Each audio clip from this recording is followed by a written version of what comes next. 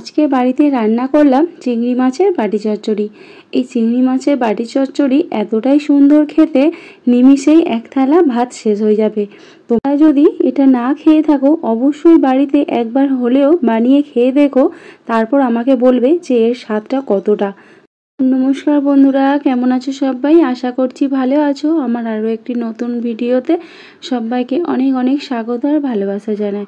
তো আজকে আবারও একটি নতুন ভিডিও নিয়ে চলে এসেছি, আর আজকে একটি রেসিপি ভিডিও নিয়ে এসেছি। আজকে বাড়িতে বানাবো চিংড়ি মাছের বাটি চচ্চড়ি। তো এটা যতটাই খেতে সুন্দর, রান্না করতে কিন্তু ততটা ঝামেলা মনে হয় না। একদম ইজি প্রসেসে বলতে পারো খুব সুন্দর একটি রেসিপি। তো ভিডিওটা তোমরা প্রথম থেকে শেষ অবধি দেখতে পাবো, আশা করছি ভালো লাগবে। এখানে নিয়েছি একটা বড় সাইজের বাটি। তো বাটি চচ্চড়ি যেহেতু বাটিতেই তো করতে হবে, তাই জন্য এখানে একটা অ্যালুমিনিয়ামের বাটি নিয়েছি। তো একটু বড় সাইজের নিয়েছি বাটিটা। তো এখানে নিয়েছি আলু। তো এখানে বড় সাইজের দুটো আলু নিয়ে ঠিক আলু ভাজার মতো সরু সরু করে কেটে নিয়েছি। তো এখানে কিন্তু আলুগুলো একটু সরু সরু করেই কেটেছি। তো তারপরে আমাদের লাগবে চিংড়ি মাছ। তো এখানে 250 গ্রামের মতো চিংড়ি মাছ নিয়েছি, নিয়ে পরিষ্কার করে সুন্দর করে কেটে ধুয়ে নিয়েছি। চিংড়ি মাছের বাটি চচ্চড়ি করতে চিংড়ি মাছ যদি একটু ছোটও হয় তো তাতে কোনো অসুবিধা নেই। চিংড়ি মাছের বাটি চচ্চড়িতে ছোট চিংড়িও কিন্তু বেশ ভালো হয়। তো আমাদের বাড়িতে ছোট বড় দুটোই চিংড়ি মাছ ছিল, তো সেগুলো মিলেমিশিয়েই নিয়েছি। তারপরে আমাদের লাগছে পেঁয়াজ কুচি। তো এখানে দুটো বড় সাইজের পেঁয়াজ নিয়ে কেটে নিয়েছি। তো এখানে পেঁয়াজ কুচিটা কিন্তু একটু বেশিই পরিমাণ লাগবে। তারপরে 4 থেকে 5টা কাঁচা লঙ্কা কেটে কুচি করে দিয়ে দিলাম ঝালের জন্য। তারপর লাগছে আমাদের রসুন কুচি। তো এখানে কিন্তু রসুন কুচি ব্যবহার করতে হবে, কারণ রসুন কুচিটা দিলে ভালো টেস্ট আসে। তো তাই জন্য এখানে কিছুটা পরিমাণ রসুন কুচি দিয়ে দিলাম। তারপর লাগছে আমাদের আদা কুচি। এখানে আদা রসুন কিন্তু এরকম ছোট ছোট কুচি কুচি করেই দিলে বেশি টেস্ট লাগে খেতে। তারপরে দিলাম স্বাদের জন্য পরিমাণ মতো লবণ। তারপরে দেব হলুদ গুঁড়ো। তো এখানে 1.5 চামচের মতো হলুদ গুঁড়ো দিয়ে দিলাম। তারপরে দেব লঙ্কার গুঁড়ো। তো যেহেতু এখানে কাঁচা লঙ্কা দিয়েছি তাই অল্প পরিমাণে লঙ্কা গুঁড়ো দিলাম। তারপরে অল্প পরিমাণে একটু কাশ্মীরি লঙ্কার গুঁড়ো দিলাম, একটু কালারটা যাতে ভালো আসে। আর তারপরে দিলাম ভাজা জিরে গুঁড়ো। তো এটা বাড়িতেই তৈরি করা। তো তারপর লাগছে এখানে সরিষার তেল। তো এই বাটি চচ্চড়ি করতে তো সাদা তেল একদমই লাগবে না, লাগবে আমাদের সরিষার তেল। তো এখানে কিন্তু একটু বেশি পরিমাণেই সরিষার তেল আমাদের লাগবে।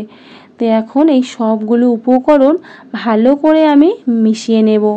তো এখানে মনে হচ্ছে আমার বাটিটা একটু কিন্তু ছোট হয়ে গেছে, দাঁড়াও বাটিটা একটু চেঞ্জ করে নিই। তো এখানে আর একটা একটু বড় সাইজের গামলা বাটি নিয়েছি, নিয়ে ভালো করে উপকরণগুলো মিশিয়ে নিচ্ছি।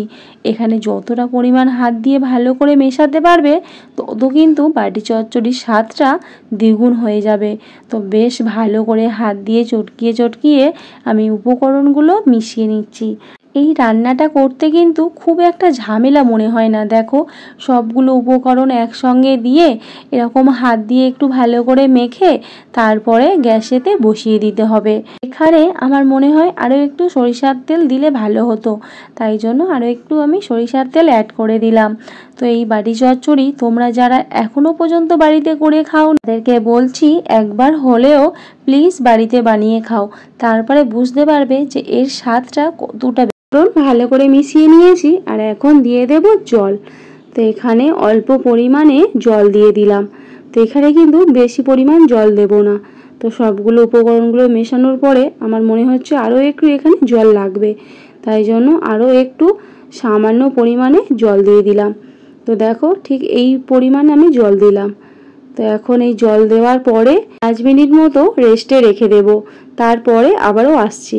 এখন একটা থালা চাপা দিয়ে এই 5 মিনিট মতো এটা রেখে দিলাম। তো 5 মিনিট পর চলে এসেছি, থালাটা খুলতে দেখো কতটা সুন্দর কালার চলে এসছে। এখনও কিন্তু আমি গ্যাসটা অন করে দিইনি। তো এখন একটু নাড়াচাড়া করে দেখে নিলাম জলটা কিন্তু পারফেক্টলি আমাদের দেওয়া ঠিক হয়েছে। তো চলো এখন এবার গ্যাসটা অন করে দিই। তো এখানে গ্যাসটা অন করে দিলাম। এখানে গ্যাসের আঁচটা লো টু মিডিয়াম রাখতে হবে, খুব কিন্তু জোরে দিয়ে করলে হবে না। তো চলো এখানে আবারও আমি 2 মিনিট মতো পর ফিরে এসেছি। 2 মিনিট মতো পর এখন থালাটা খুলে দেখছি, দেখো এখানে তরকারিটা কিন্তু বেশ ভালো মতো ফুটে গেছে। আর এই তরকারিটা হতে না খুব একটা বেশি টাইম লাগে না, ঝটপট হয়ে যায়।